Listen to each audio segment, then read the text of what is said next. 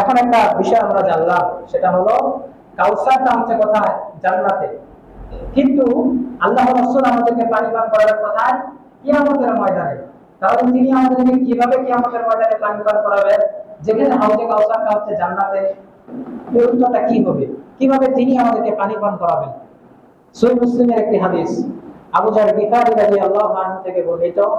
কুলতু ইয়া রাসূলুল্লাহ, আমরা আল্লাহর রাসূলকে জিজ্ঞেস করলাম, মা আনিয়াতুল হাউজি, হাউজের পাত্র সংখ্যা কত হবে?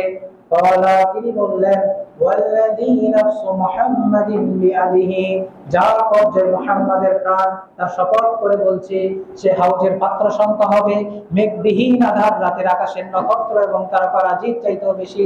সুবহানাল্লাহ। আনিয়াতুল জান্নাতি, সেসব পাত্র হবে জান্নাতেরই পাত্র। মান শারিবা মিনহা, যে ব্যক্তি ওই পাত্র হতে পান করবে, লাম ইয়াজমা খিরাম আলাইহি, শেষ পর্যন্ত ওই ব্যক্তির আর তৃষ্ণার্ত হবে না। সুবহানাল্লাহ। তাহলে এই পর্যন্ত আমি বুঝি।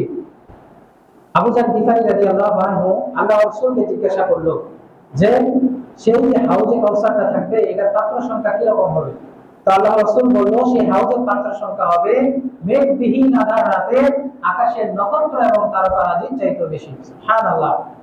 এবং এই পাত্রগুলো যেমন তেমন পাত্র না, এই পাত্রগুলো হবে জান্নাতের পাত্র। এবং যে ব্যক্তি এই পাত্র থেকে একবার পানি খাওয়ার সৌভাগ্য লাভ করবে, শেষ পর্যন্ত ওই ব্যক্তি আর কখনোই তৃষ্ণার্ত হবে না। সুবহানাল্লাহ। আল্লাহ রাব্বুল আলামিন এই পানি পান করার তৌফিক আমাদের সকলকে দান করুন। আমিন। এখন ওই যে জান্নাতের হাউস, হাউজে কাউসার, ওই হাউজে কাউসার থেকে কিয়ামতের ময়দানে কিভাবে পানিটা আসবে আর কিভাবে আল্লাহ রাসূল আমাদেরকে পানি পান করাবেন, এই হাদিসের মধ্যে উত্তরটা রয়েছে। আল্লাহ রাসূল বলছেন, ইয়াশকুরু ফীহি মিযাবান মিনাল জান্নাতি, সেই হাউজের মধ্যে জান্নাত হতে প্রবাহিত দুটি নালার সংমিশ্রণ থাকবে। সুবহানাল্লাহ। তার মানে কি, জান্নাতে যে কাউসার নামক নদীটা রয়েছে, ওই কাউসার থেকে পানি পড়বে একটা হাউজের মধ্যে, যে হাউসটা থাকবে কিয়ামতের ময়দানে। এবং আল্লাহ রাসূল তার উম্মতকে সেখান থেকে নিয়ে পানি পান করাবেন। তার যে উম্মত একবার পানি পান করবে, সেই উম্মত আর কখনো তৃষ্ণার্ত হবে না। সুবহানাল্লাহ।